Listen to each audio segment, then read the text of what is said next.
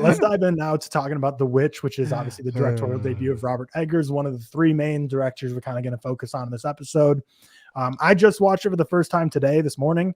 And then I know you two both rewatched it this week, but we don't know your score. Yeah, you don't know our score. Well, I did actually post it on I do know your score. But you know, why did you post it? This is a podcast episode, not a Real Quick. And okay. I don't think anyone knows we're reviewing The Witch until this drops. Like this is come on a Monday, and that's true. This is true. This is true. But yeah, obviously you two have seen it and you rewatched it, so I'm going to start it off with you guys. But I guess I'll give a quick synopsis because might as well. That's kind of what we do here.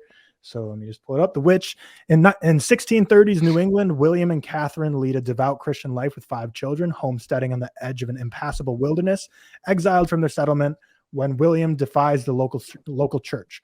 When their newborn son vanishes and crops mysteriously fail, the family turns on one another. This came out in 2015, starring Anya Taylor-Joy, Ralph Ineson, Kate Dickie. Anyone else notable? Not really. This is the kids, really, isn't it? Yeah, not really anyone else worth to mention. But Robert Eggers' debut, kind of a turning point for modern horror, especially for A24 horror. Seth, I'm going to start off with you. Kind of overall thoughts, your score on the movie. Yeah, so I've seen The Witch like a number of times, like many. This is kind of one of the first horror films I loved. I remember this is kind of my introduction to A24 back in the day. It was like, what, 2015, I think? Yeah. Yep, 2015. I think The Witch is truly fantastic and kind of set the new standard for not just modern horror, but modern kind of folk horror in an era where there wasn't too much going on with that kind of thing. And I think from a technical level, it's insanely impressive. I think it's dark. I think it's unrelenting. I think it's scary. And I mentioned this in my review, but it's scary in a context of not just providing an onslaught of jump scares, but slow builds up to tension, really relying on the sound design, and the sound design is fucking terrifying in this thing. And this isn't a new take at all, but I mentioned it. I think the best thing about The Witch is everyone has a different interpretation, especially about the ending, which obviously we'll go into. But like, it really is just Anya Taylor-Joy is like a metaphor for women living in a patriarchal society, and like the fear of damnation. I think I said in my review, the fear of going against God, and she kind of represents that and represents the repercussions of that. And then obviously the mom, the kids, and the dad who's like in the middle of it all.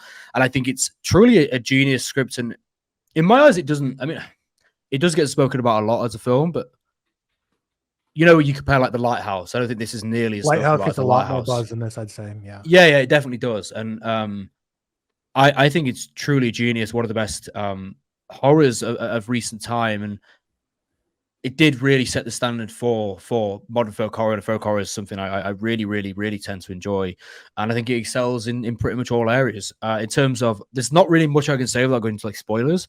But in terms of my score, I've got a 4.5. I'll be honest, it could go up to a 5. I was gonna say that this is maybe a crazy thing to say, Seth, but 4.5 is too low for you. 4.5. I'm more so looking at it from the fact that like I think this is like a blend of everything you love about especially film. How much you're getting fired up on religious films. Like, it's crazy. What is wrong with my exactly? Like, it's a very religious film, but it's also a very well executed horror film that isn't relying on jump scares. It's more so relying on, you know, its lore and its thematic elements to like build this like suspenseful energy throughout the film. So between like that and the religion, and then just the beautiful way this movie looks and is shot, I'm honestly shocked that this is not a 5 for you. And I will say, I think Kate Dickie is such a fantastic actress. I've liked her for ages. I also think as well, I think this could go to a 5, but I want to rewatch The Lighthouse. So it's been about a year since I rewatched The Lighthouse. Yeah, Lighthouse I've not seen. I don't know which one I prefer. They're so close to me in terms of Robert Eggers. Like The Northman I really liked, but it's not near it's not quite to the level of the other two. But the other two are just so like neck and neck. I'm going to rewatch that probably next week, and then I might bump one of them up to a 5. It'll kind of be a test. But yeah, probably one of the most outstanding kind of directorial debut, especially in the horror space, that we've seen in a very, very long time, I'd say. Yeah, George, how about you?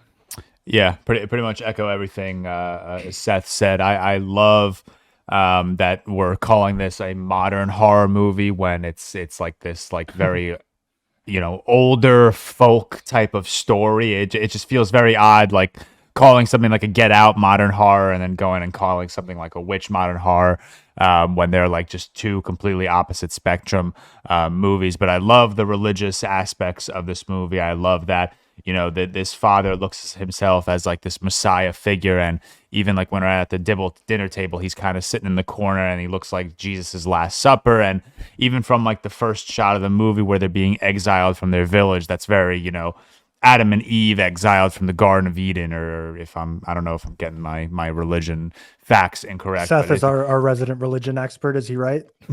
I think so. I don't know what you mean. I'm pretty sure you are. But yeah, that's basically what I'm getting at. I think this is just such a fantastic take on religion as a horror, on being so devout and so, you know, consumed by what your faith is and what your belief is, that it kind of turns, it completely like folds in a sense where it becomes scary, and you're seeing it from Anya Taylor-Joy's perspective, and we'll get into spoilers, but of course her character kind of is heading down this dark road, and she's kind of being held back by all the men in her life, and slowly, one by one, obviously all the men in her life are getting clipped, until obviously Black Phillip is the last one that remains, who we end Spoiler.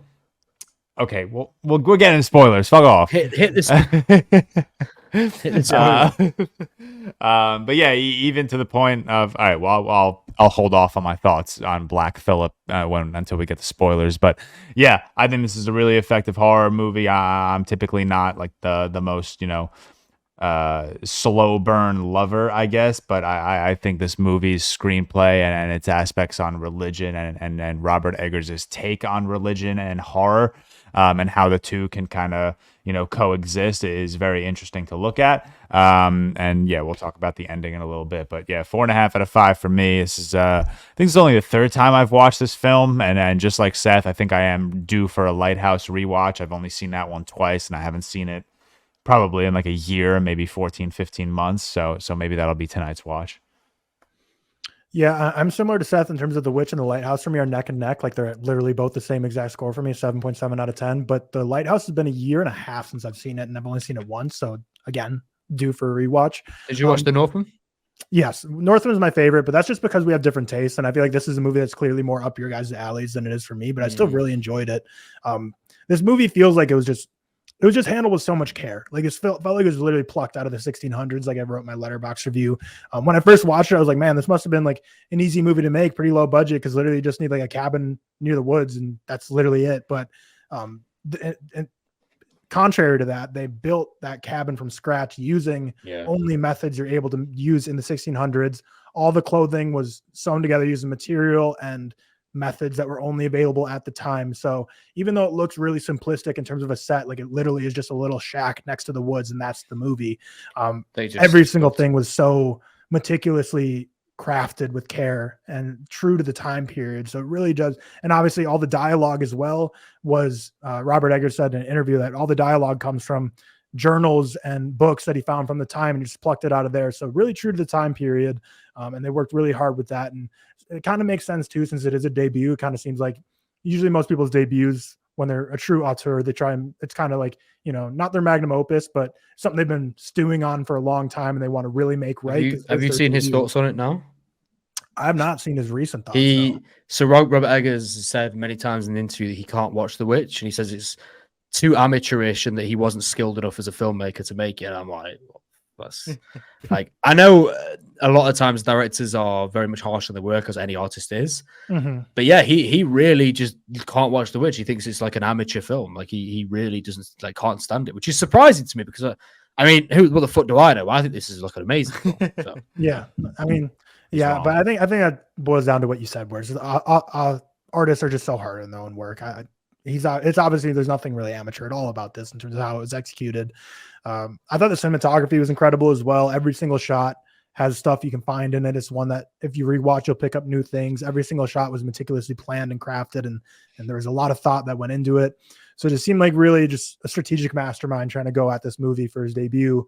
And then, like you two were both obviously mentioning, heavy religious themes in here. There's a lot of symbolism in this movie, grappling with one's faith. Obviously, they're exiled from the community. That's the first minute of the movie.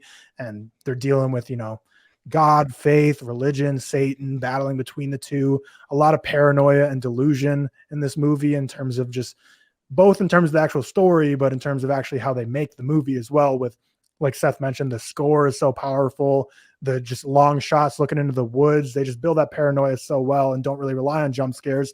There's maybe like 3 that are really minor, so not like crazy jump scare heavy at all. Also, I kind of noticed it almost went down like the 7 route as well, like a David Fincher 7, where they kind of tackle almost all the sins. We got obviously I was lust going to mention that and gluttony, but I don't think it ticks off all 7, but it definitely ticks off quite a few of them. I think each character kind of represents something. So you've got like the son, for example, who is obviously lust when we see it. Well, am I spoiling it? When obviously he meets the witch for the first time, he kind of gets attracted to her, and you do see that it's kind of relationship with the sister where he is kind of that lust figure, and you kind of see it across the board. And maybe like the 2 kids are the like antithesis of what they're all aiming for, because they do kind of rebel and lie and have this obsession with kind of like the devil and the Black Phillip, as we spoke about. I don't know, like I'm not sure on the other ones, but I think it's a case of not 7 sins, but they kind of each character represents something or another. That's what I'd say anyway. Yeah, and I'll just throw on the spoilers thing now because we'll just kind of get into a deeper conversation to go deeper into that. But yeah, like you said, like the son is clearly lust heavy, because not only just like when the witch, he meets her in the woods and she kind of used that against him. Like there's like multiple moments where he's like looking down on Taylor-Joy's shirt and like she's sleeping and he's like staring at her. So clearly lust from him. The father with like the cup from the mother that gets stolen, like he lies about like taking it and trading it off to get money. So yeah, really heavy on all the sins part there. Just a really good movie of building tension. The father's choice was to leave the settlement at the start because of his own like pride, I guess. He had to be pride. The father saw himself as like this messiah figure the entire time. He had to be pride.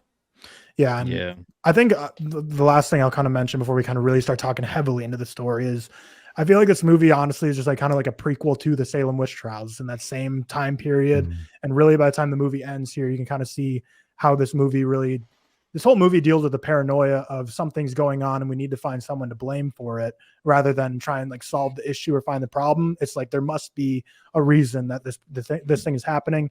You're saying weird things, acting suspicious. We're blaming it all on you. And I feel like that's very similar to in that same exact location in the New Englands in the 1600s, Salem witch trials going on in Massachusetts.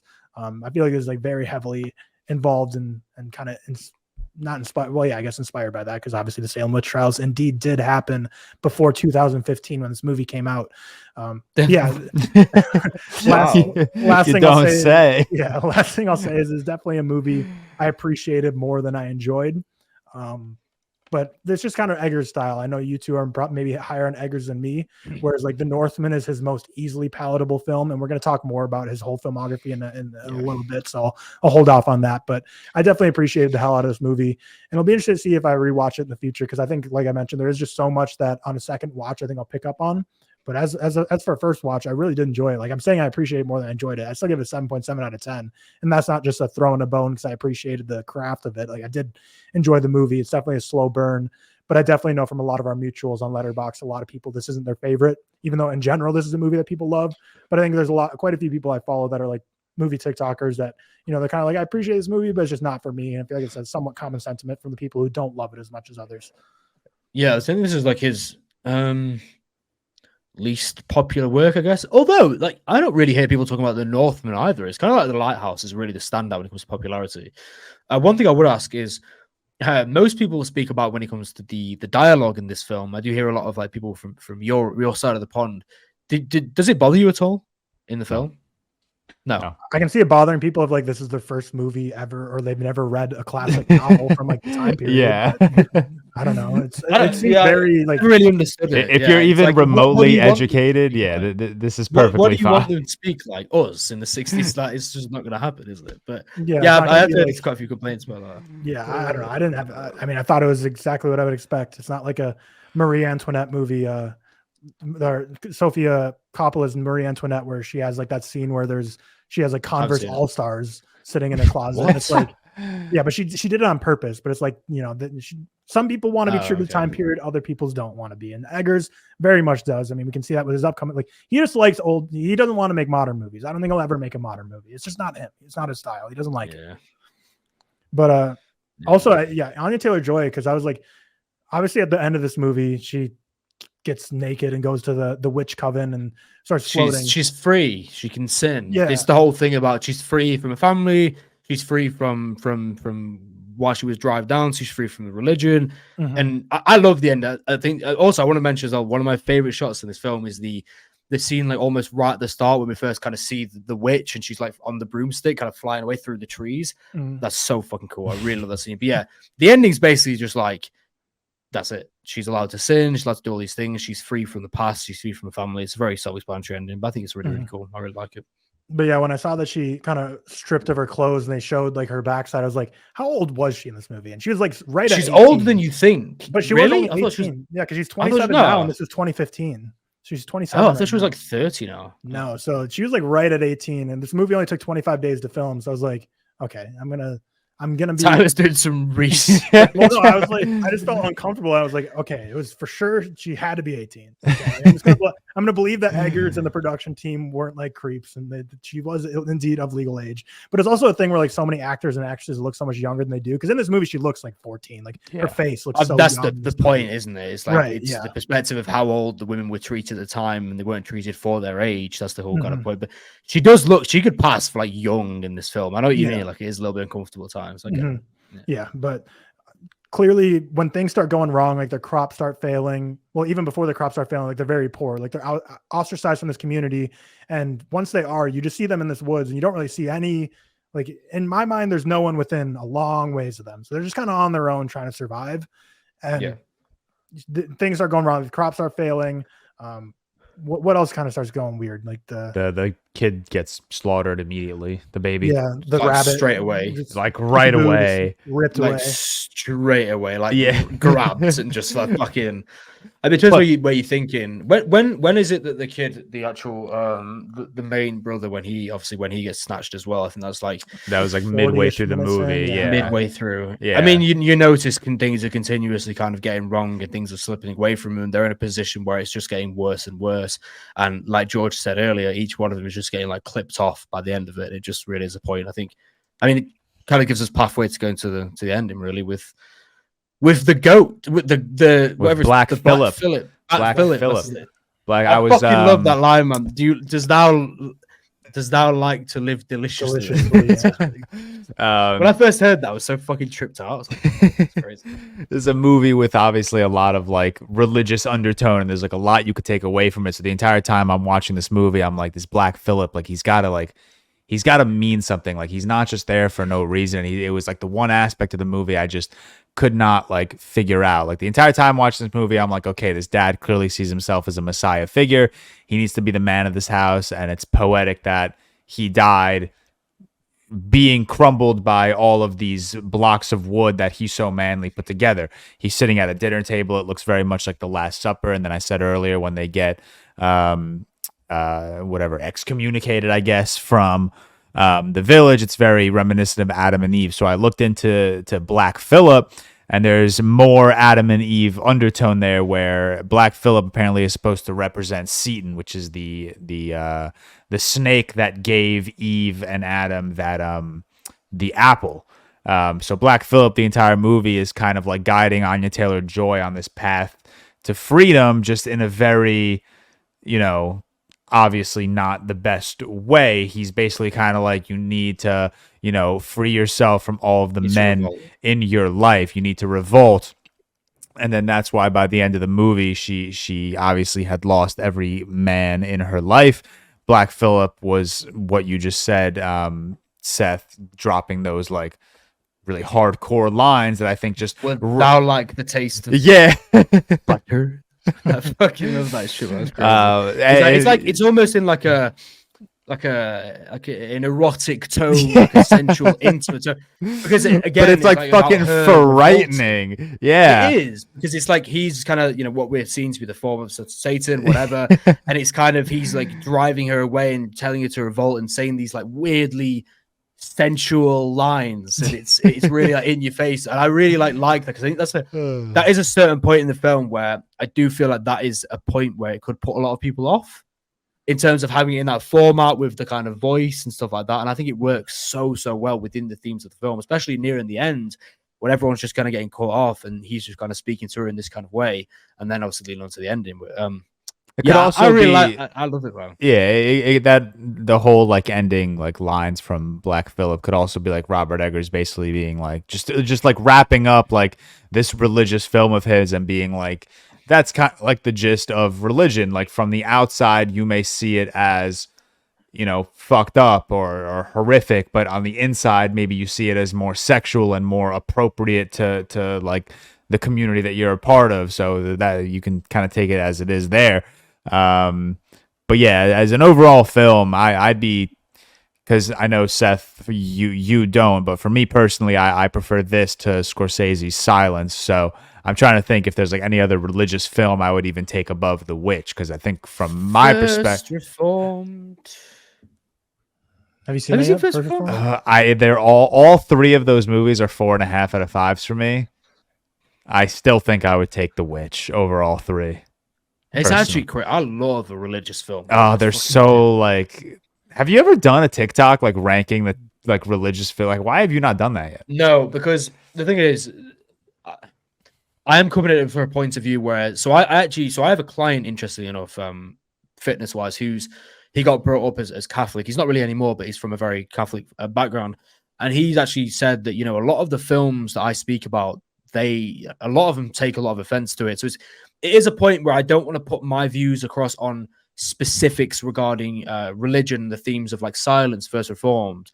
I'll say my views about what the filmmaker's trying to say, but if I put across my personal views, it's like I don't want to ostracize anyone, make them, put them down. Do you know what I mean? I think it can be like a touchy subject, and I don't know enough personally about the ins and outs of certain religions to speak about it. Do you know what I mean? Yeah, like, especially when you're touching on things like Last Temptation of Christ, like that's a big one that people like hate. Yeah, huge one, and it's definitely understandable as to why. Like Silence, First Reformed, all these kind of films, I just like to speak about the director's perspective. Do you know what I mean? So it's hard for me to talk about religious films in that kind of way, I guess. I also feel like it's such an interesting, like, I don't even know where I would start if I would like put together like a list of like the 10 best like religious movies, because there's so many movies. Like the Da Vinci Code has so much religious undertones. Andrei Rublev, shit. Yeah, exactly. Like there's so many movies that like have these religious undertones, but movies like The Witch or Silence or First Reformed, they're just significantly like more prominent. It's not like it's not like this small theme. It's like the main point of the movie. The amount of films that have, background themes of faith and believing in yourself, believing in something more, all kind of ties down to, religious ethics and prophecies. But with like Silence, First Reformed, The Witch, they really dial into, what it means and the ins and outs and stuff. So it's a weird one. I just think myself, like from my point of view, I just find religion and to talk about religion really interesting. Do you know what I mean? Like, I find it like a really interesting subject, even though I'm not necessarily religious myself. And I think that The Witch is obviously more so, the other films we mentioned, but especially The Witch, there's a lot that goes on there. It just makes for good conversation. Do you know what I mean? Not a debate, just good, like, to talk. When it's films and you've got like a horror, like The Witch, a horror with so many technical aspects and then aspects of, females living in a patriarchal society we spoke about, and then also, religious aspects. There's so with The Witch, it's a 90-minute film, and I could talk about it for hours. Do you know what I mean? I think that's the best thing about Robert Eggers, who obviously we'll speak about, in a little while. I mean, while we're talking about Adam and Eve too, like obviously there's a very clear symbols of that as well when the brother vomits up an apple. So again, like very clearly Adam and Eve. Like, did you guys get a little? You guys get a little Hansel and Gretel in there a little bit? A lot, and that's all. Didn't Robert Eggers do something with Hansel and Gretel? Am I going crazy? Like I hadn't seen The Witch in maybe like a year, so I like there were a few instances that I forgot, but like the entire time Anya Taylor-Joy and her brother were like walking through the forest. I was like, okay, a little Hansel and Gretel-y. And then the brother obviously walks up to that shack and the woman opens the door and like she's obviously looking all, very sexual, very beautiful, very elegant. And she walks up to him and immediately starts to like go for a kiss. And then I was like, this is Hansel and Gretel. Like this is but which is weird. Definitely like, inspired. But that's like the one thing that like I say it's weird, but like not in a bad way, because obviously this movie is very religious, and Hansel and Gretel, like I don't remember Hansel and Gretel being like this religious story. So it was a very interesting like addition to the film, if that was his intention. Obviously there could be. I mean, I'd guess it was like it's Yeah. very reminiscent, especially when they're walking through and they see like the witch or whatever and the woman.